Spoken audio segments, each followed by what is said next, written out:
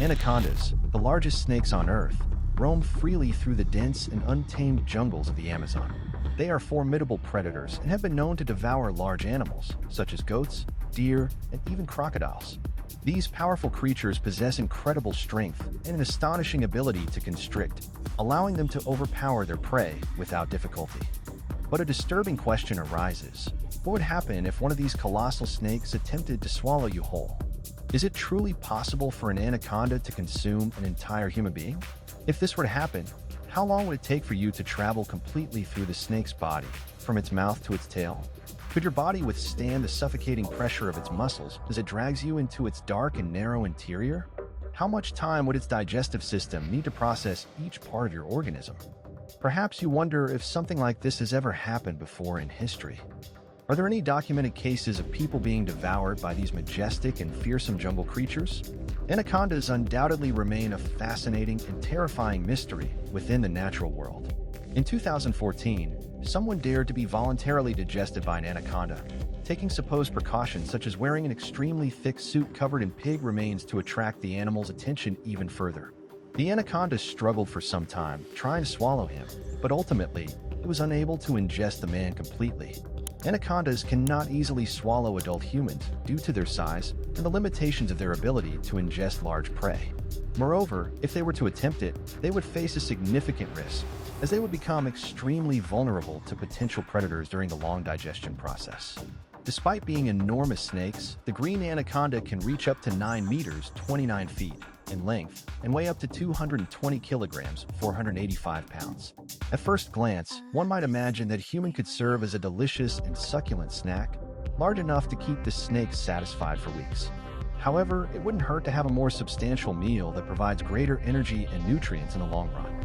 Despite its imposing size and impressive strength, a prey weighing more than 45 kilograms, 99 pounds, a weight that an average human could easily reach, might not be an attractive option for this majestic creature.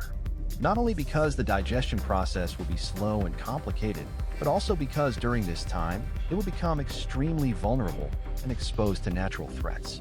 For an anaconda, survival is the top priority, and facing a meal that poses more of a threat than a benefit might make it see you as a problem rather than a viable option, ultimately deciding not to take the risk. In nature, every feeding choice can mean the difference between life and death. But even though it seems impossible, we can still imagine what it would be like to experience this chilling and terrifying event firsthand. If the snake were to choose you as its next prey, its powerful constriction would trap you with brutal force, squeezing you with lethal pressure that would cut off your breathing in a matter of seconds. In most cases, suffocation and organ collapse would occur rapidly, ensuring that you wouldn't feel anything before being devoured. However, let's imagine an even more terrifying scenario. The anaconda didn't do its job properly. It didn't apply enough force to kill you instantly, and instead of dying, you only lose consciousness for a few moments. As you regain awareness, sheer horror floods your mind as you realize what is happening. You can't move, you can barely breathe, and the first thing you see is the snake's enormous mouth opening wider and wider right in front of you. Its jaws separate unnaturally, expanding to engulf you completely. It won't chew, it won't tear you apart. It simply plans to swallow your entire body in one go. A fleeting sense of relief crosses your mind as you remember that these snakes are not venomous. But that thought quickly fades as you begin to notice the overwhelming amount of saliva inside its mouth. The thick, slimy liquid covers you entirely, soaking you without mercy. As the slippery mucus coats your skin and clothes, you start to realize how your body is sliding deeper and deeper into its throat. There is no way to resist anymore. Gravity and the force of its muscles are doing their job. You can see everything happening. Every detail is horrifyingly clear. The darkness inside becomes closer as you sink further into its mouth. Slowly, you pass through its esophagus, feeling every one of its muscles squeezing you, pushing you relentlessly into the depths of the snake. You try to move, but it's useless. The pressure of its body is crushing, leaving no space for any resistance. The sounds you hear are even more terrifying than the experience itself. The cracking of its bones, the twisting of its skin, the constant sliding of its flesh around you. Even the anaconda's ribs seem to move with precision, adjusting around you, helping it swallow you completely. You can feel the heat of its body increasing as you descend further and further inside. Everything around you is tight, damp, and dark. There is no way out. There is no escape. All that remains is to wonder how much longer you will remain conscious before digestion begins. Inside the anaconda's stomach, powerful acids dissolve its prey, a process that can take days, breaking down even hard materials like bone. Little by little, you begin to feel the air escaping from your lungs, and the worst part is that you have already reached the animal's stomach.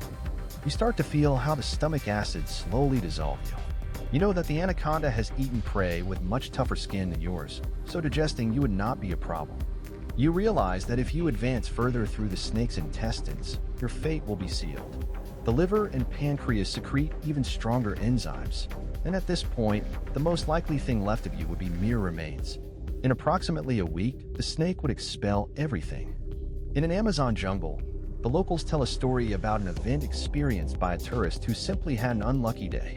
The dense, humid air of the jungle clung to Daniel's skin as he struggled forward through the thick foliage and sticky mud. He had been exploring an uncharted region of the Amazon for days, following the trail of ancient legends about giant creatures lurking in the depths of the jungle. His carefully planned expedition had turned into a solitary journey after losing contact with his team. Only the ceaseless murmur of the jungle accompanied him, a symphony of sounds that seemed to whisper warnings. But what unsettled him the most was not the threat of jaguars or venomous insects. It was the eerie sensation of being watched. When the snap of a branch broke the silence, he turned sharply, but was already too late.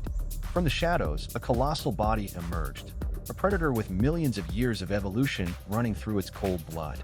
The anaconda, with its mottled green and brown scales, moved with impossible speed for its size, striking like a living whip. The impact sent him crashing to the ground, and in the blink of an eye, rings of pure muscle coiled around his torso, trapping his arms and legs in an unrelenting grip. His first instinct was to struggle, but every attempt to move only made the pressure tighten. The constriction was a precise strategy. With every exhalation Daniel made, the snake squeezed tighter, preventing him from refilling his lungs. Soon, the pain turned into agony. His ribs cracked under the colossal force, and a metallic taste flooded his mouth as a blood vessel burst in his chest. His thoughts blurred into a haze of panic and oxygen deprivation. The jungle continued its eternal symphony of life and death as the predator waited. The anaconda knew its prey's struggle would weaken until it became nothing more than a twitch, and then nothing at all. At that moment, Daniel understood the ancient intelligence of the creature. It did not kill out of hatred or pleasure, but with the infinite patience that only nature can carve into its most lethal offspring. But then something changed. A final spark of lucidity pushed him to make a desperate decision. Instead of continuing to struggle, he completely relaxed his body.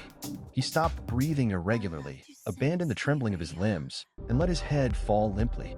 The snake, sensing the absolute stillness, loosened its grip just enough to allow a thin stream of air back into his lungs. His consciousness floated in an uncertain threshold between life and non-existence as he felt the massive jaws of the anaconda begin to unhinge.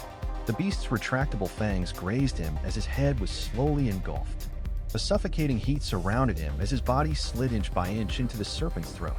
The stench was unbearable, a mixture of blood, half-digested flesh, and rancid humidity. He tried to scream, but the sound was drowned in the viscous darkness. The anaconda's internal muscles contracted with a force that pushed him deeper and deeper, a tunnel with no return leading to death. And then the unthinkable happened.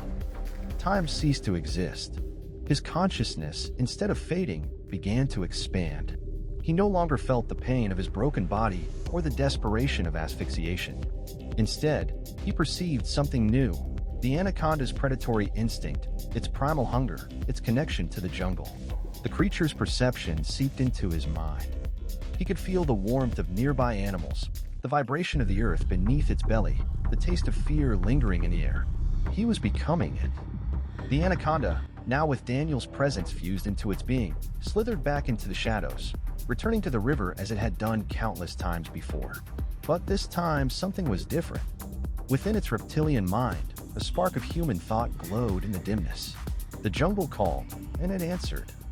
Daniel no longer existed as a man. Now he was a silent predator, moving through the shadows of the Amazon with a newfound understanding of the world. Had he been devoured, or had he simply been reborn? Could human consciousness adapt to the beast's eternity? Now, the jungle would keep this secret,